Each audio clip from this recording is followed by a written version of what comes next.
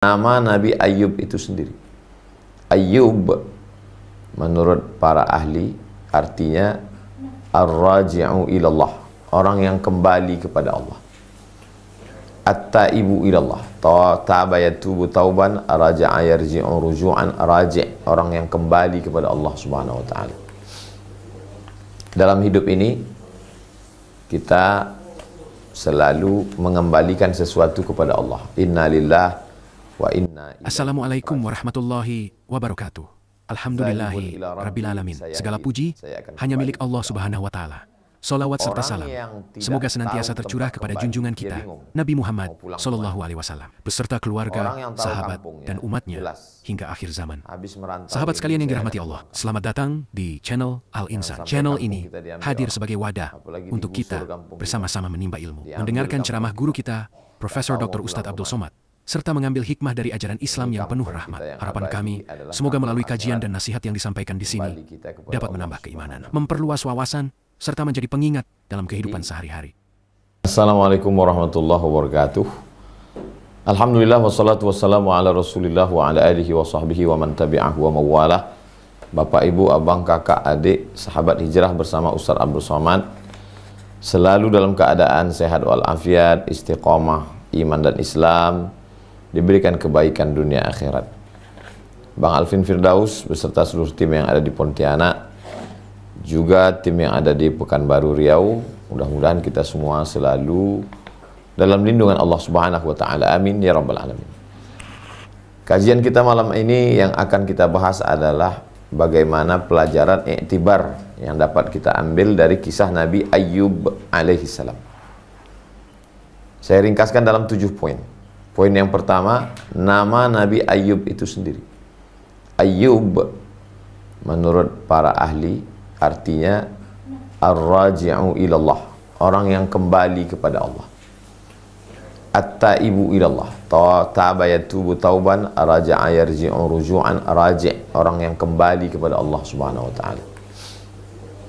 Dalam hidup ini kita selalu mengembalikan sesuatu kepada Allah. Inna lillah wa inna ilaihi raji'un. Zahibun ila rabbi sayahdin, saya akan kembali kepada Allah.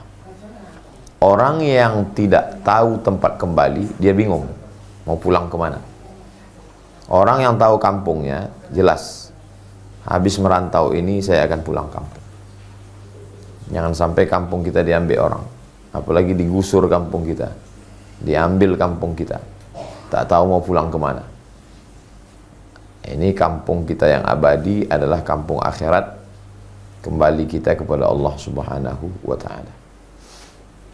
Jadi kalau ada orang mengatakan apalah arti sebuah nama, dalam nama adalah doa, dalam nama adalah makna, dalam nama Muhammad, orang yang terpuji, akhlaknya terpuji, namanya terpuji, kepribadiannya terpuji. Ayyub, orang yang kembali kepada Allah Subhanahu wa ta'ala, di saat senang maupun susah, di saat lapang maupun sempit, di saat gundah gulana.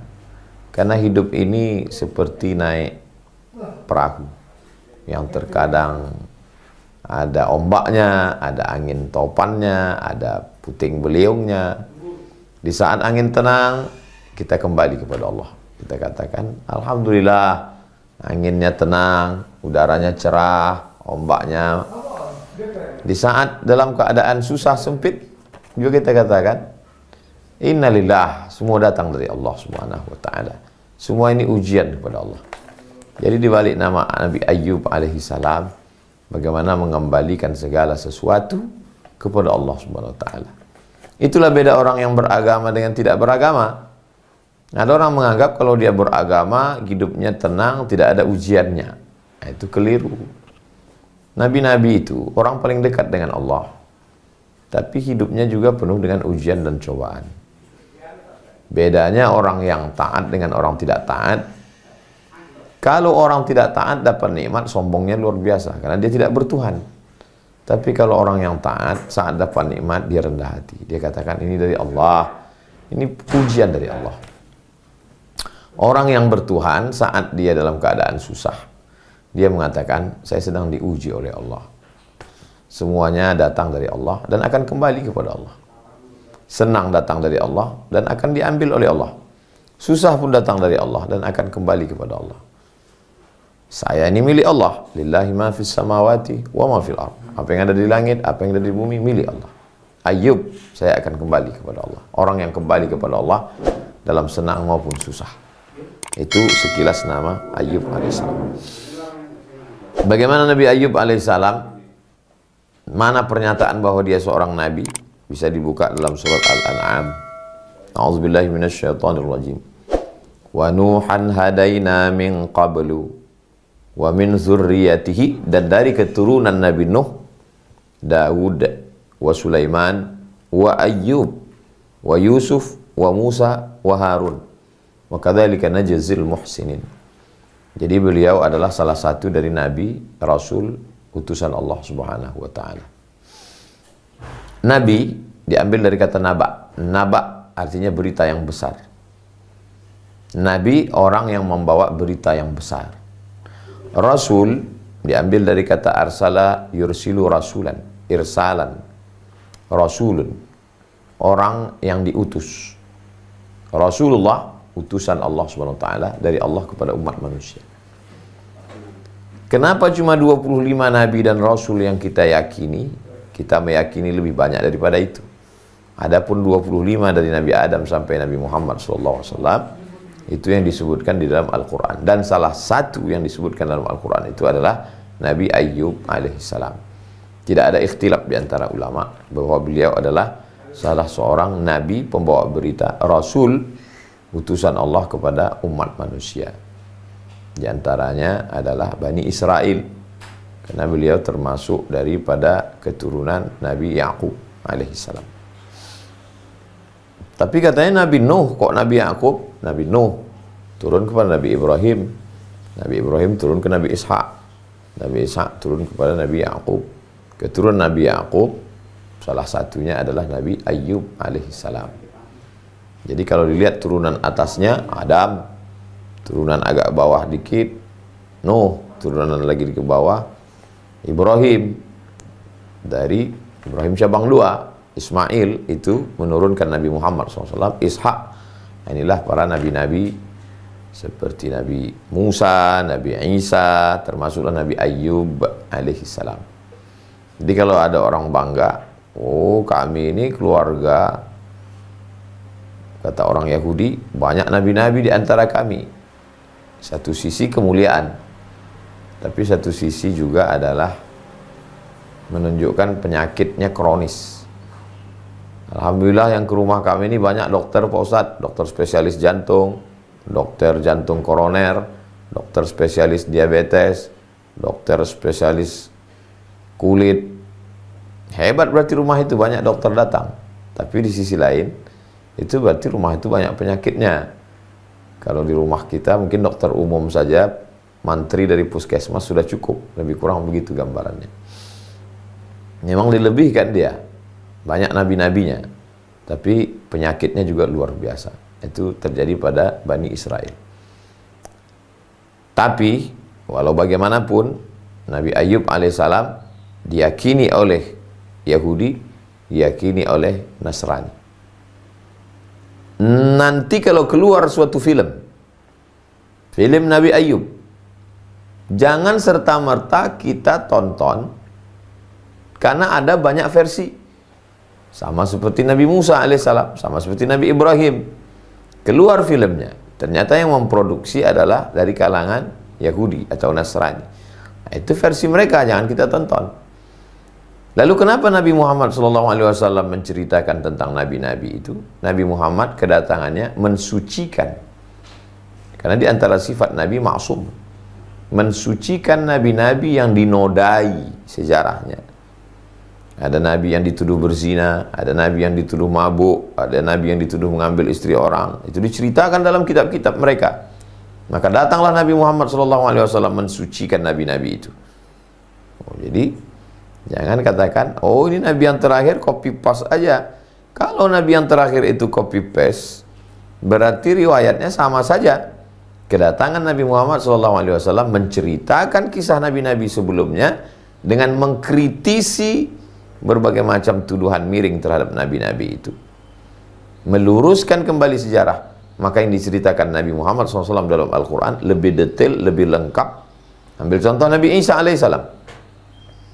Satu dalam surat Ali Imran, Ali keluarga, Imran punya istri bernama Hannah, Hannah punya anak bernama Maryam, Maryam punya anak bernama Isa alaihissalam. Lengkap detail tentang Nabi Isa.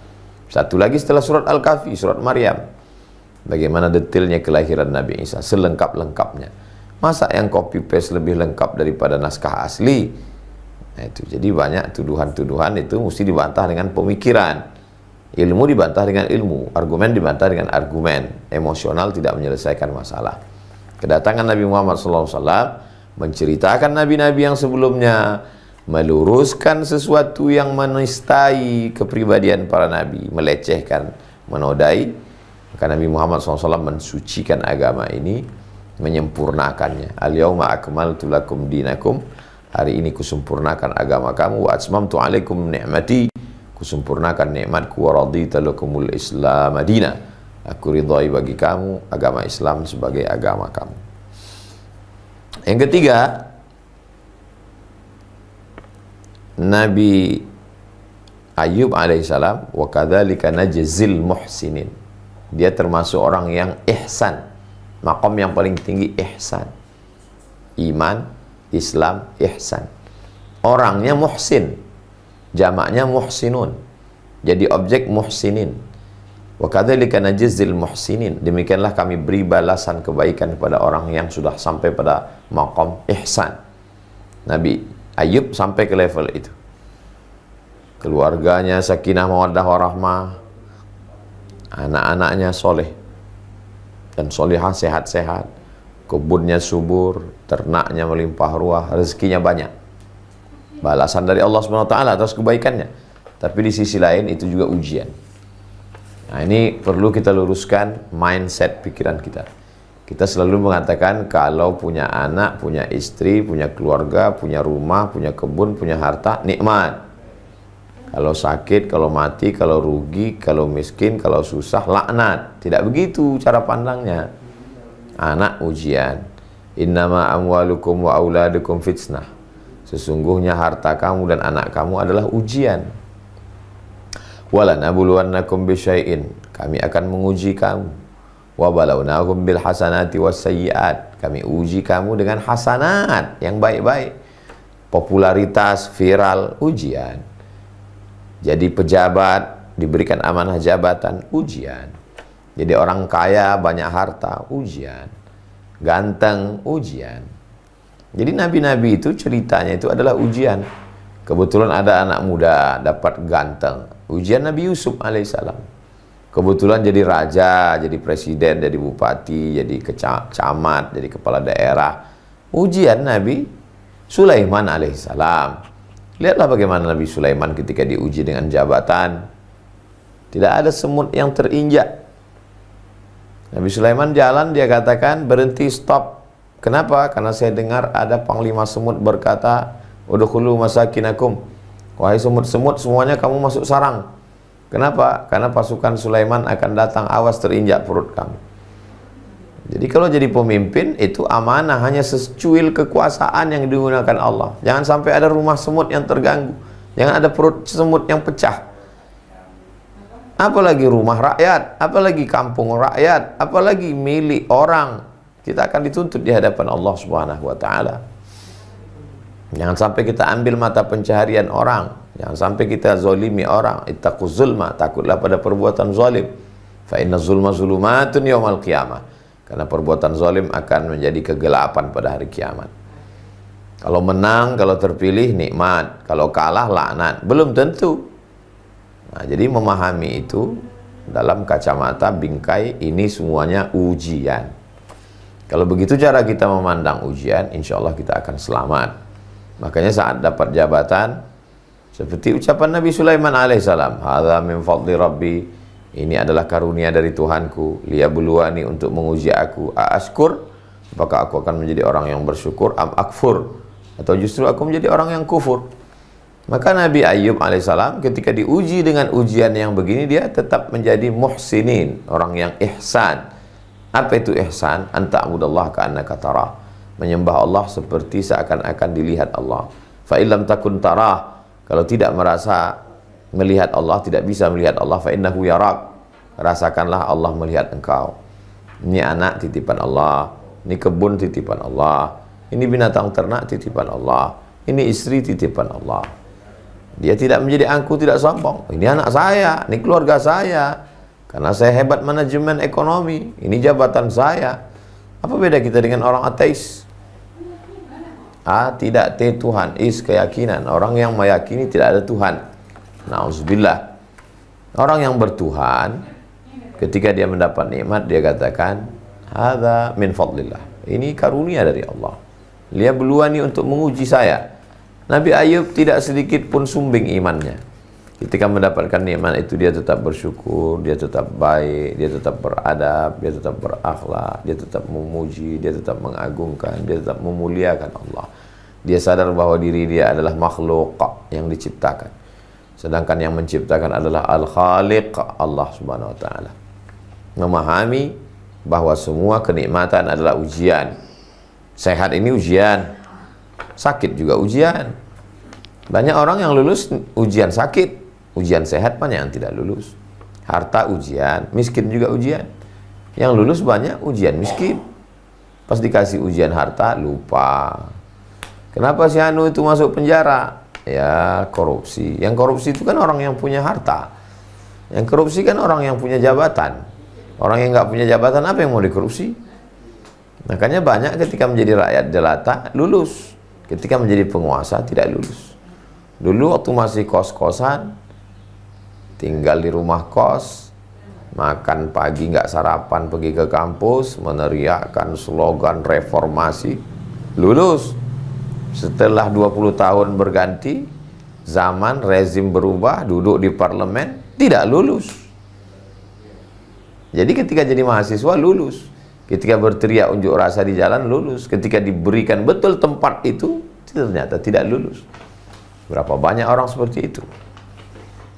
Ketika belum ada jabatan, lulus. Setelah dapat, justru tidak lulus.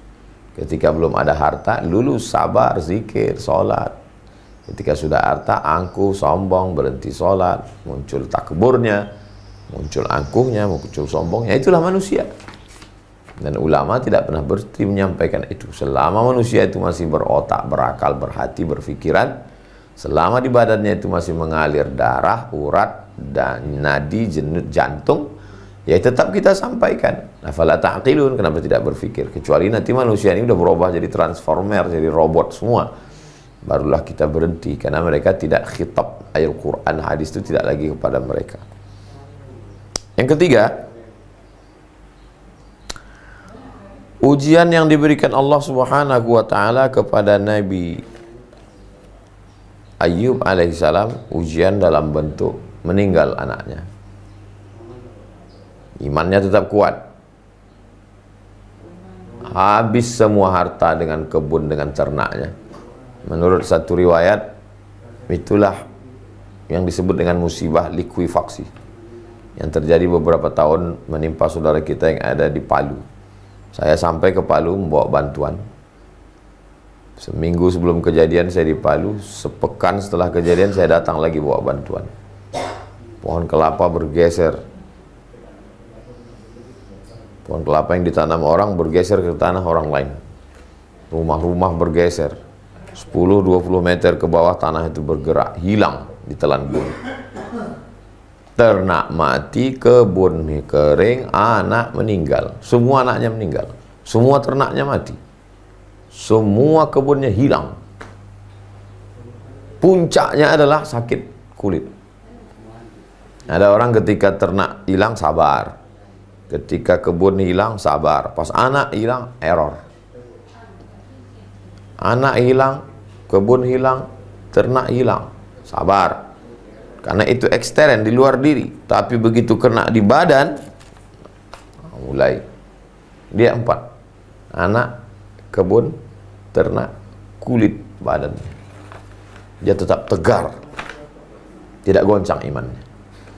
Makanya ketika Nabi ditanya, man asyaddun nasi bala'an, siapa orang yang bala ujiannya paling keras ya Rasulullah? Kata Nabi SAW, al-anbiya, yang paling keras ujiannya adalah nabi-nabi. Summal amsal fal amsal, kemudian di bawah itu wali-wali, itu ujiannya luar biasa, diusir, dibunuh, dicaci maki, disumpah serapah. Jadi kalau kita lihat, sebutlah ulama-ulama bagaimana ujiannya. Hadratus Syekh Hasyim Asy'ari, bacalah biografinya, bagaimana ditangkap dalam perjuangan. Panglima Besar Jenderal Sudirman, tuduhan-tuduhan sesat terhadap Kiai Haji Ahmad Dahlan menghadapi tahayul bid'ah dan khurafat. Bagaimana yang dihadapi oleh ulama sebelum itu, Syekh Yusuf Al-Makassari. Bagaimana Syekh Abdul Somad Al-Falimbani meninggal ketika mendengar berita bahwa saudara-saudara di Kedah, Malaysia diserang oleh pasukan Siam Thailand. Terbang langsung ke sana. Bukan terbang naik pesawat, melewati laut Sumatera, menyeberang Selat Malaka sampai ke Semenanjung, berperang, meninggal, makamnya di Patani, Thailand. Menulis kitab Fadailul Jihad. Beliau orang tasawuf, tarekat Samaniyah, seorang mursyid, faqih. Nah, ini adalah bagian dari ujian yang diberikan Allah Subhanahu wa Ta'ala. Nabi Ayub alaihissalam, kedua-dua ujian itu dia hadapi, dia lulus dua-duanya. Ada orang diuji miskin lulus, uji kaya nggak lulus. Ada orang pas diuji kaya lulus, bangun masjid, beri santunan fakir miskin, anak yatim, dermawan. Begitu bangkrut, mabuk, nggak kuat menghadapi.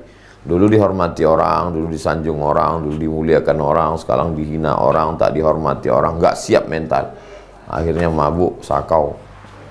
Beliau tidak. Saat miskin, saat kaya bersyukur, saat miskin bersabar. Itulah Nabi Ayub alaihissalam. Lalu kemudian pelajaran yang keempat, akhlak, adab Nabi Ayub alaihissalam.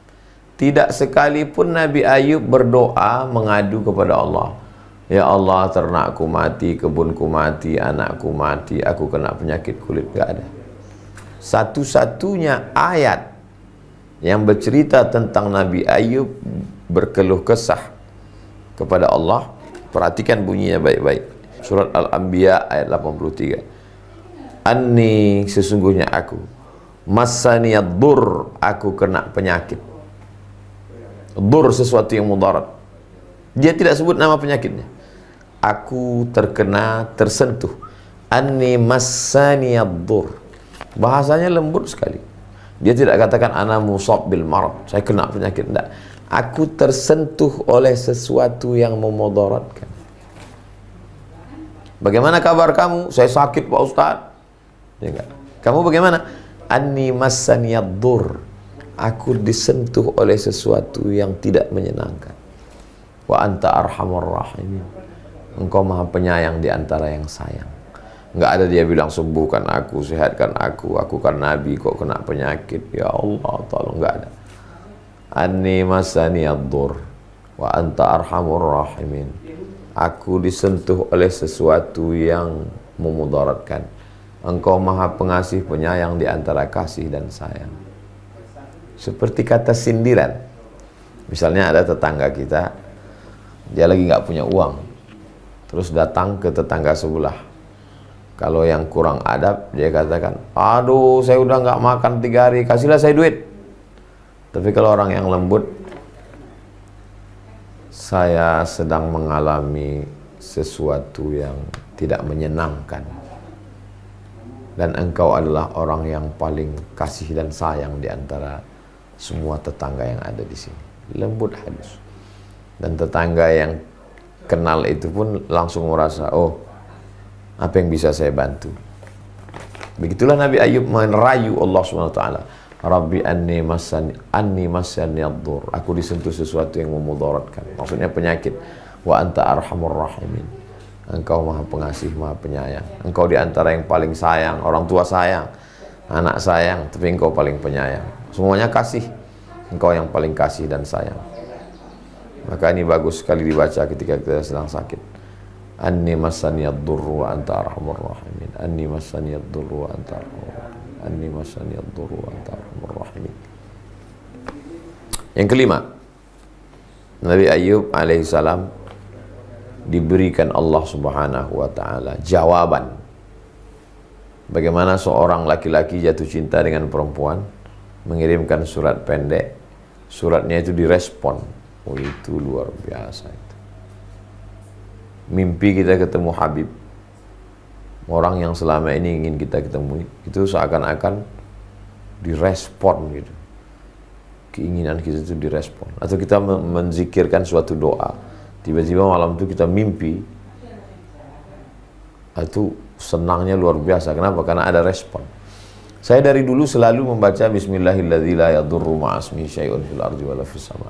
Bismillahilladzi la yadurru ma'asmihi syai'un fil ardi wala fis sama.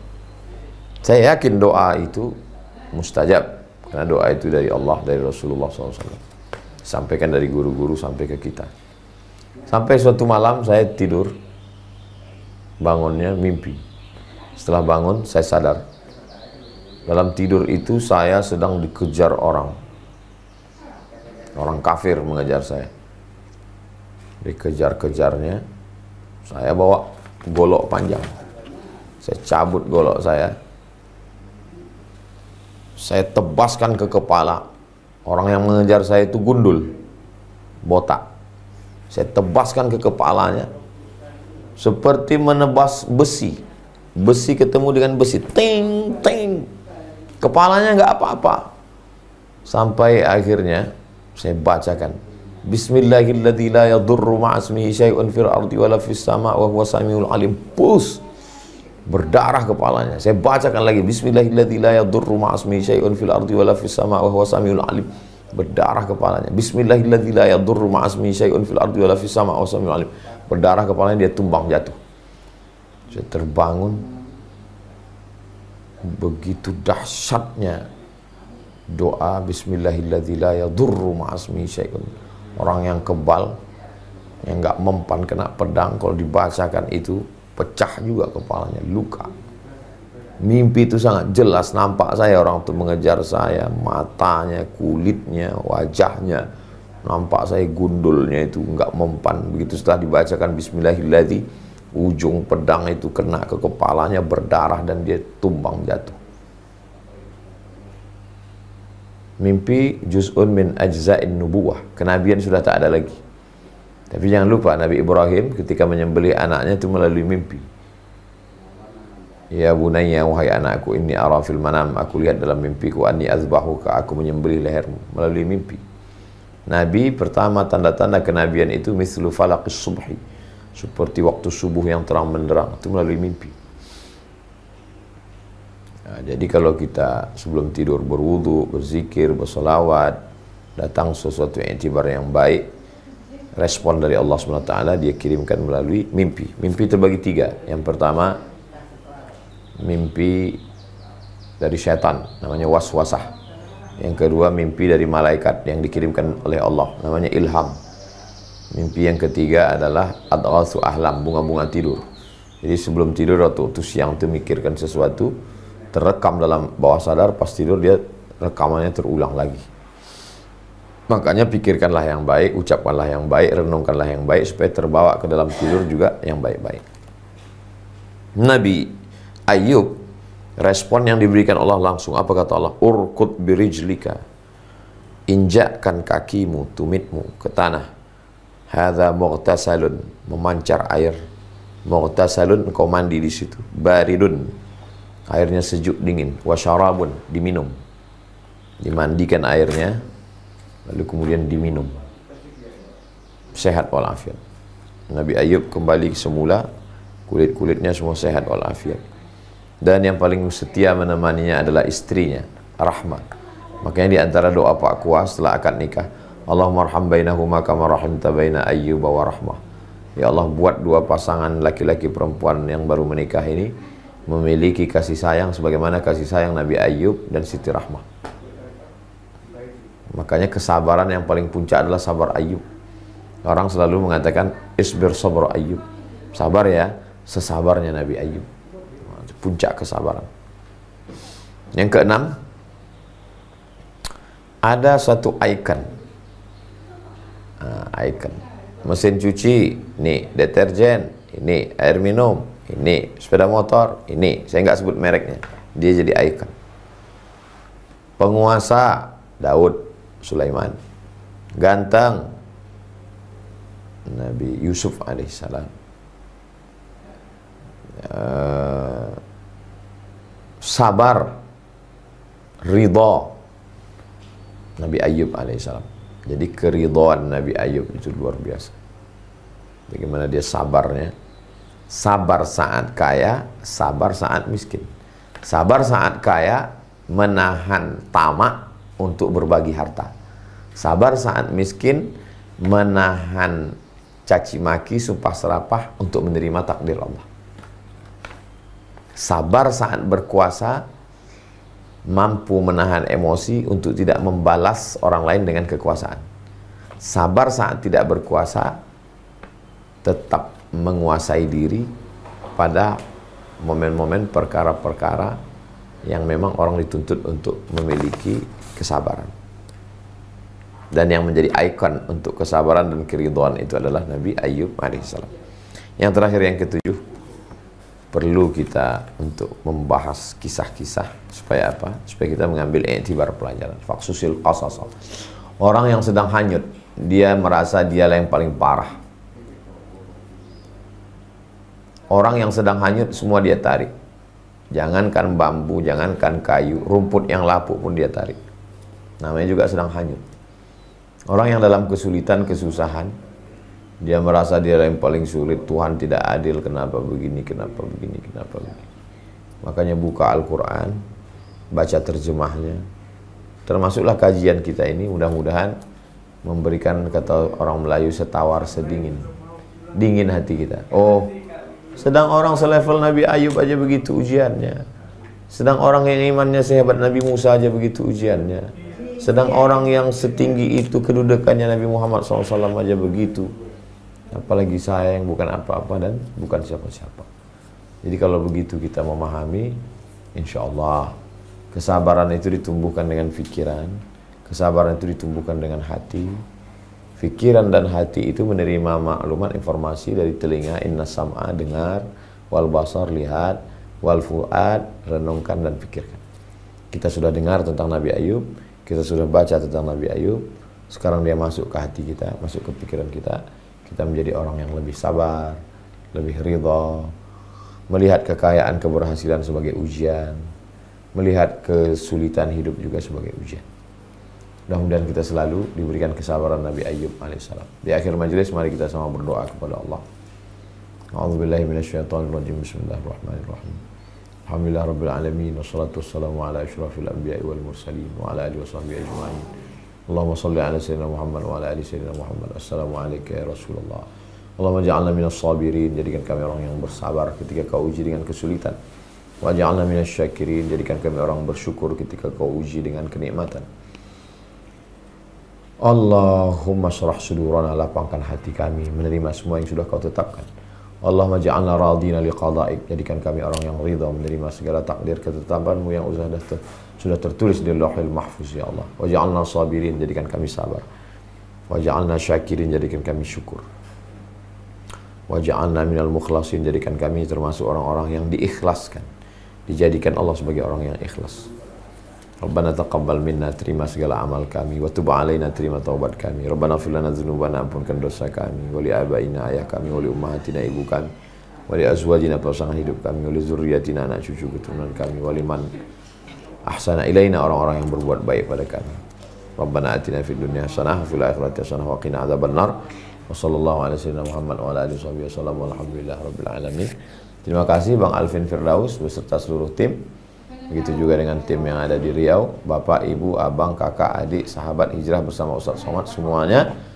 Kita tidak pernah berpisah karena kita selalu bersama dalam doa, dalam zikir, dalam munajat, dalam sujud, kita selalu saling mendoakan. Berkah selalu, sukses. Assalamualaikum warahmatullahi wabarakatuh.